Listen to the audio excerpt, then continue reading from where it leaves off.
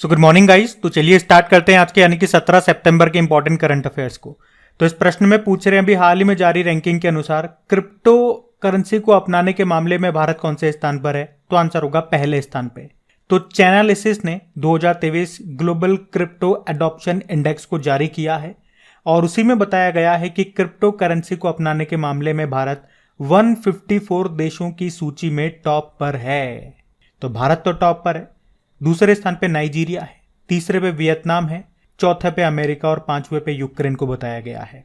अच्छा, क्रिप्टो से एक प्रश्न आपको बताऊं मैं, या पहले मैं आपसे पूछता हूं कि भारत सरकार ने क्रिप्टो ट्रेडिंग से अगर आप कोई प्रॉफिट जनरेट करते हो, कोई लाभ अगर आपको होता है, तो उसका कितना प्रतिशत टैक्स आपको गवर्नमेंट को देना पड़ेगा?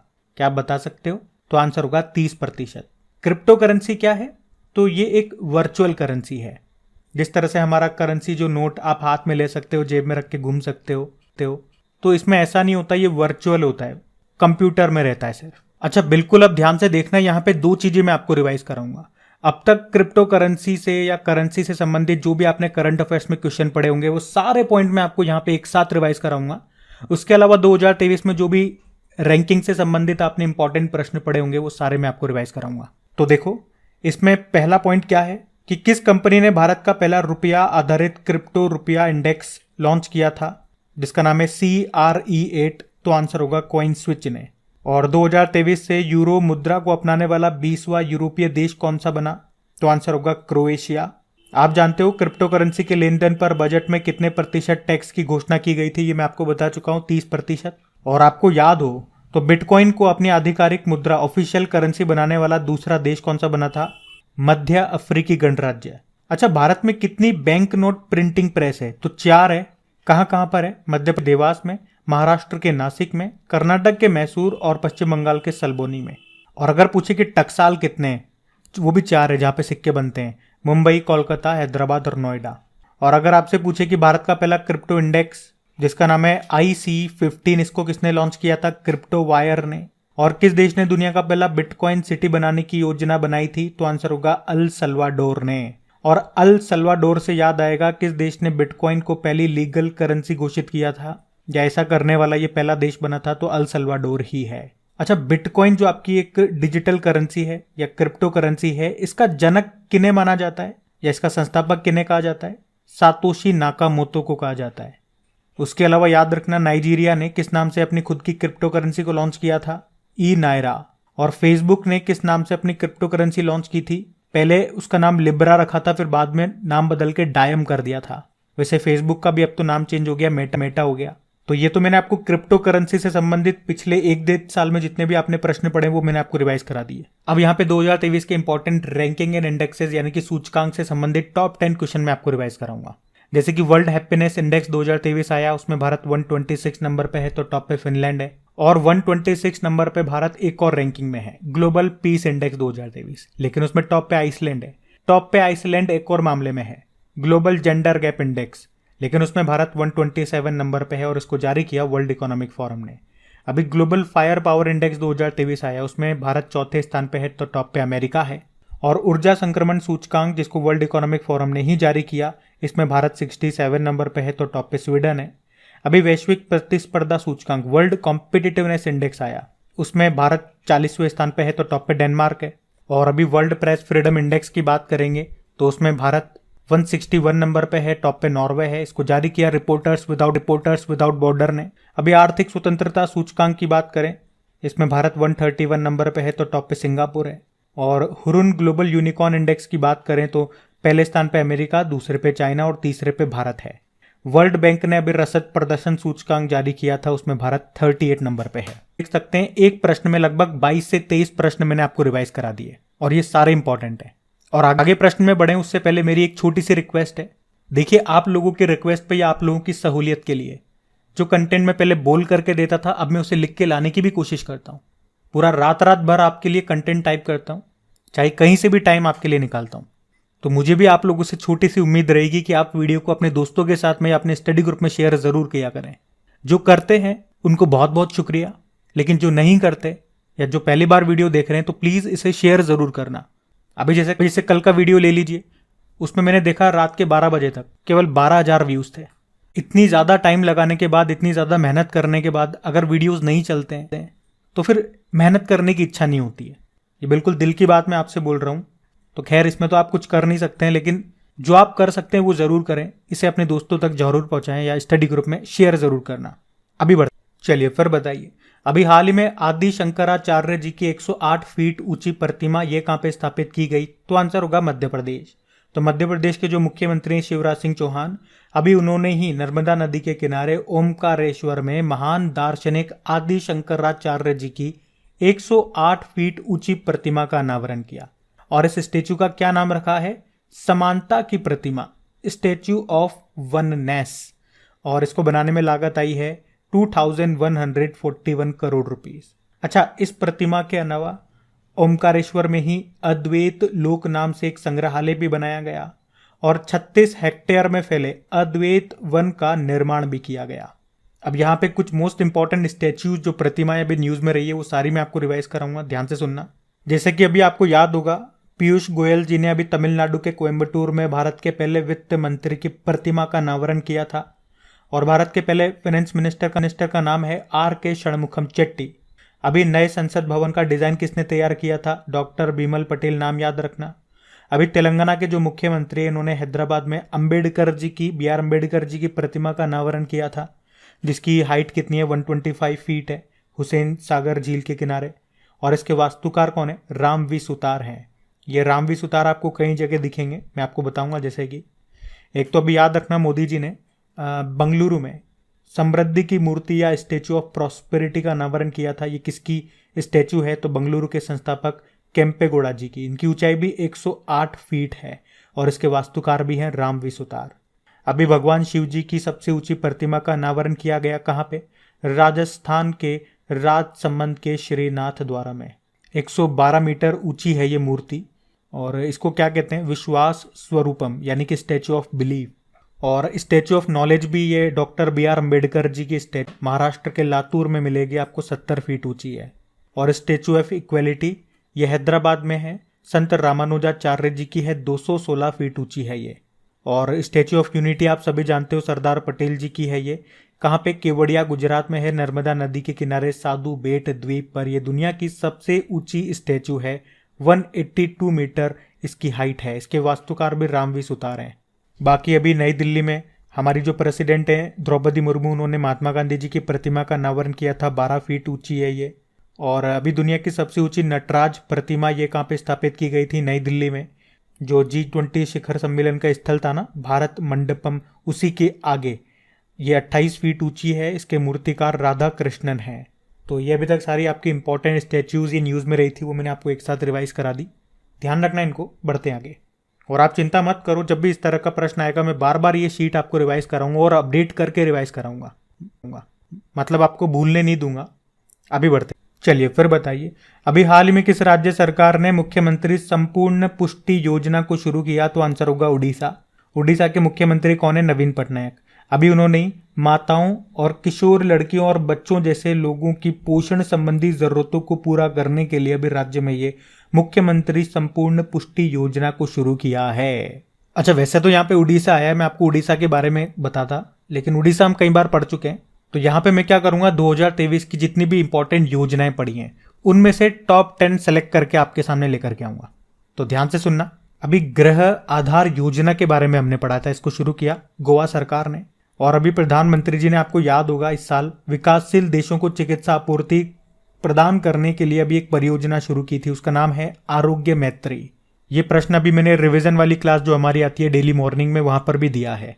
अगर वो वीडियो आप देखते होंगे तो वहां पे भी ये योजना के बारे में आपको याद आया होगा। और अभी हर घर गंगाजल कार्यक्रम शुरू किया बिहार ने। प्राणवायु देवता पेंशन योजना को शुरू किया था हरियाणा ने, जबकि क्रैच नीति को शुरू करने वाला पहला राज्य भी है हरियाणा। अभी वन टैप वन ट्री अभियान को शुरू किया था उत्तर प्रदेश ने। और केंद्र सरकार ने दुष्कर्म पीड़ित नाबालिग लड़कियों के लिए कौन सी योजना शुरू की थी? मिशन वात्सल्य योजना। और बताओ, आजादी के अमृत महोत्सव के समापन के लिए केंद्र सरकार ने अभी एक अभियान शुरू किया था, मेरी माटी मेरा देश, जबकि मेरा बिल मेरा अधिकार योजना, इसको शुरू किया हरियाणा ने। तो इसी तरह धीरे धीरे जब भी योजना वाला प्रश्न आएगा मैं बाकी बची हुई योजना भी इसी तरह से शीट में 10-10 लेकर के आऊंगा, तो इस तरह से हम सारी योजनाएं कर लेंगे 2023 की। फिर जब एक बार सारी योजनाएं हो जाएंगी फिर इन्हीं को रिपीट करते रहेंगे जिससे आपका रिवीजन होता रहे। लेकिन पहले मेरा मकसद है कि इस तरह से हम पहले एक बार सारा कुछ कवर कर लें, कुछ भी ना छूटे। जैसे आपको याद हो तो पिछली बार जो योजना वाला प्रश्न आया था उसमें मैंने आपको दूसरे प्रश्न करवाए थे रिवीजन में, इस बार ये दूसरे हैं। अगली बार आएगा तो बची हुई योजनाओं के प्रश्न लेकर के आऊंगा। उम्मीद करूंगा आपको मेरी सोच नजर आ रही होगी और मेहनत भी दिख रही होगी। अभी बढ़ते हैं आगे। फिर बताइए, अभी हाल ही में विश्व ओजोन दिवस कब मनाया गया? तो आंसर होगा 16 सितंबर को। तो ओजोन परत के संरक्षण के लिए हर साल ये 16 सितंबर को वर्ल्ड ओजोन डे के रूप में मनाते हैं। अच्छा, 16 सितंबर को ही क्यों? क्योंकि 16 सितंबर 1989 को मॉन्ट्रियल प्रोटोकॉल हुआ था। मॉन्ट्रियल कहां पर है? कनाडा में। जिसका संबंध किससे है? ओजोन परत के संरक्षण से। और ओजोन परत ये अगर कई बार एग्जाम में पूछते हैं कि कहाँ पे पाई जाती है, तो पृथ्वी के समताप मंडल में यानी कि स्ट्रेटोस्फेयर में। जो क्या काम करती है? सूर्य से आने वाली अल्ट्रावायलेट जो रेज होती है, पराबैंगनी किरणें होती है, उनको एब्जॉर्ब कर ली थी, पृथ्वी पर आने से रोकती है। ओजोन को सिंबल की फॉर्म में कैसे लिखते हैं? O3, ऑक्सीजन के 3 एटम। अच्छा, इस बार की थीम क्या है भाई? Montreal protocol fixing the ozone layer and reducing climate change. और देखो, जब भी डे वाला क्वेश्चन आता है हर बार उस महीने के सारे इंपॉर्टेंट डेज में आपको रिवाइज कराता हूँ, हर बार करा रहा हूँ, लेकिन आज नहीं कराऊंगा। आज आप खुद से कोशिश करो सितंबर के, भाई आधा सितंबर निकल गया, देखो कितने प्रश्न आपको याद हैं डेज वाले, कमेंट बॉक्स में लिखो, हम बढ़ते हैं आगे। फिर बताइए, अभी हाल ही में भारत के प्रवर्तन निदेशालय के प्रभारी निदेशक के रूप में किसे नियुक्त किया गया? तो आंसर होगा राहुल नवीन को। तो IRS अधिकारी हैं राहुल नवीन, जिनको प्रवर्तन निदेशालय यानी कि एनफोर्समेंट डायरेक्टरेट ऑफ इंडिया का डायरेक्टर इंचार्ज बनाया गया है। उन्होंने किनका स्थान लिया? संजय मिश्रा का स्थान लिया। ये प्रवर्तन निदेशालय की बात करें यानी कि एनफोर्समेंट डायरेक्टरेट की बात करें तो ये एक सरकारी एजेंसी है। ये भारत में आर्थिक अपराध के खिलाफ कार्रवाई करने और आर्थिक कानूनों को लागू करने का काम करती है। अगर बिल्कुल सिंपल भाषा में एक लाइन में मैं आपको समझाऊं तो गलत तरीके से कमाया गया धन जिसे किसी तरह से वैध यानी कि लीगल बनाया गया हो या उस पर टैक्स छिपाया गया हो तो उस पर छापेमारी करने का काम करती है ये। कई बार आप न्यूज में सुनते होंगे इस नेता के घर, इस मंत्री के घर ईडी का छापा, तो वही ईडी है ये। स्थापना इसकी होती है 1956 में और मुख्यालय नई दिल्ली में है। वित्त मंत्रालय के अंतर्गत ये काम करती है। बाकी जानते हो अभी CBI के डायरेक्टर बने थे प्रवीण सूद नाम है। अभी कंपटीशन कमीशन ऑफ इंडिया यानी कि भारतीय प्रतिस्पर्धा आयोग के अध्यक्ष बने थे नवनीत कौर। और फिक्की इसकी महानिदेशक बने सेक्रेटरी जनरल शैलेश पाठक, इनका नाम है। ये नाम भी इंपॉर्टेंट है और इसी साल ये नए बने थे, अपॉइंटमेंट है, याद रखना। बढ़ते हैं आगे। चलो फिर बताओ, अभी टाइम पत्रिका, टाइम मैगजीन की द वर्ल्ड्स बेस्ट कंपनीज 2023 की टॉप 100 की सूची में शामिल एकमात्र भारतीय कंपनी कौन सी है? तो आंसर होगा इन्फोसिस। इन्फोसिस जो कि एक भारतीय IT कंपनी है जिसका मुख्यालय आपको मिलेगा बंगलुरु में। और अभी टाइम्स मैगजीन की द वर्ल्ड्स बेस्ट कंपनीज 2023 की टॉप 100 कंपनियों की सूची में शामिल एकमात्र भारतीय कंपनी यही है, इन्फोसिस। और आप जानना चाहोगे कि टॉप 100 में तो है लेकिन कौन से नंबर पे है? 64 नंबर पर है। और इस लिस्ट में बात कर लें अगर तो टॉप पे माइक्रोसॉफ्ट है, सेकंड पे एप्पल है और तीसरे पे है अल्फाबेट जो कि गूगल की पेरेंट कंपनी है। और इन्फोसिस 64 पे है। इन्फोसिस की बात करें, स्थापना होती है इसकी 1981 में।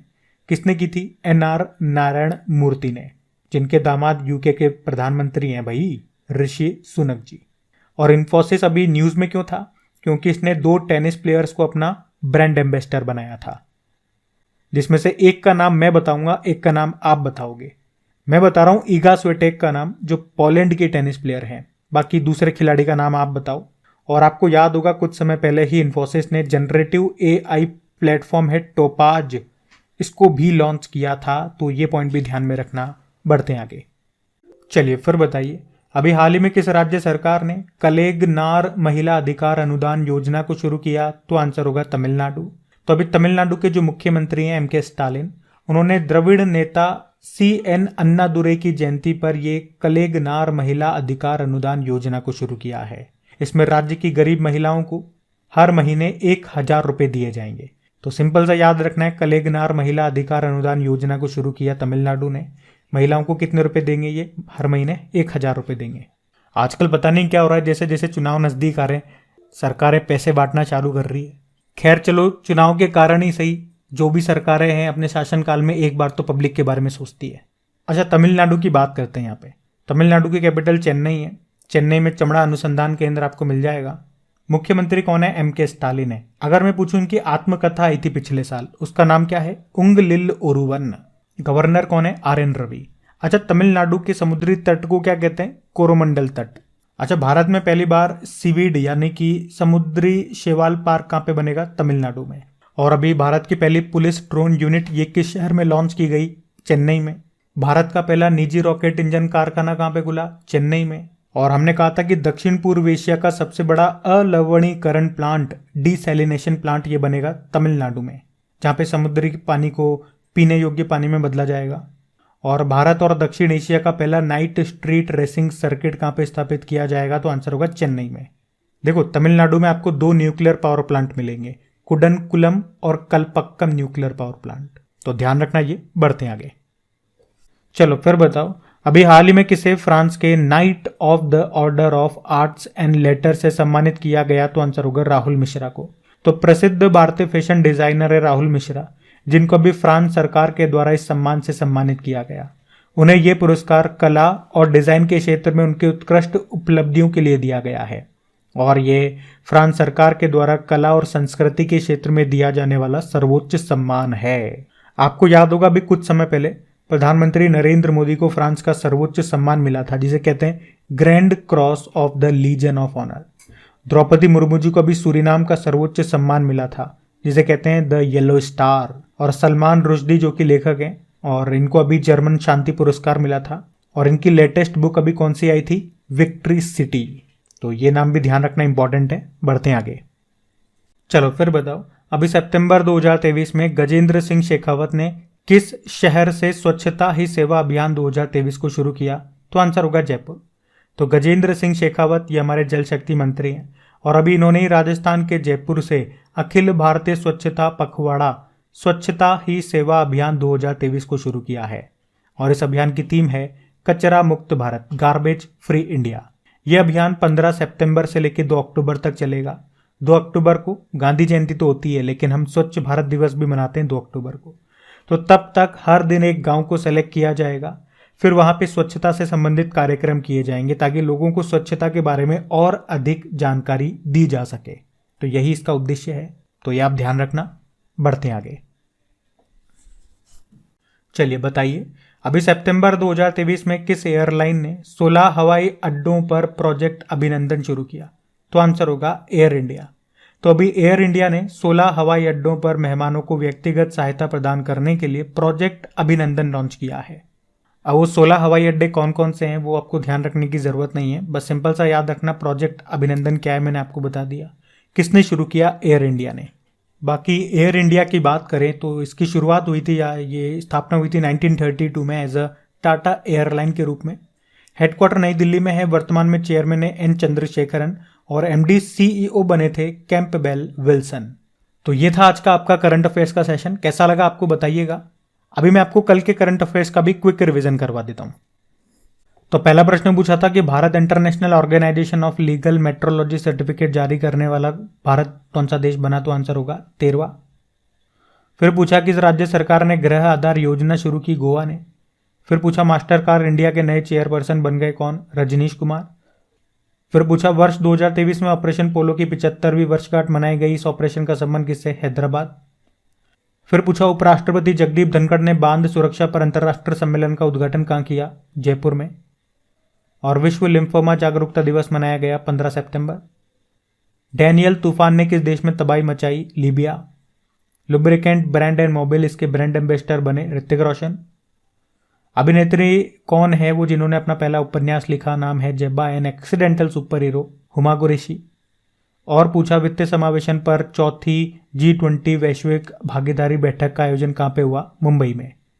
तो ये लो हमने कल के करंट अफेयर्स का भी क्विक रिवीजन कर लिया है। पर फिर से याद दिला रहा हूँ, वीडियो को लाइक नहीं करा, लाइक कर देना। शेयर जरूर करना है आपको, टेलीग्राम पे, व्हाट्सएप पे, फेसबुक पे, इसे शेयर जरूर करना। बाकी इन सभी का क्विज बना करके अपलोड किया जा रहा है आपकी क्रेक एग्जाम एप्लीकेशन पे, वहीं पे PDF भी आपको मिल जाएगी। और वीकली करंट अफेयर्स भी अपलोड हो रही है। मंथली में थोड़ा पीछे रह गए टाइम के कारण, क्योंकि आपकी रिवीजन क्लास स्टार्ट कर दी है, इसमें टाइम देना पड़ रहा है, तो बहुत मुश्किल हो रहा है टाइम निकालना, लेकिन कर रहा हूँ कोशिश। बाकी अब कल का होमवर्क प्रश्न देखते हैं और सेशन करते हैं। तो कल के वीडियो में आपसे पूछा था the book of Bihari literature, इसको किसने लिखा? तो आंसर होगा अभय के। आप सभी ने प्रश्न का बिल्कुल सही उत्तर दिया। अब ये रहा आज का आपका होमवर्क प्रश्न।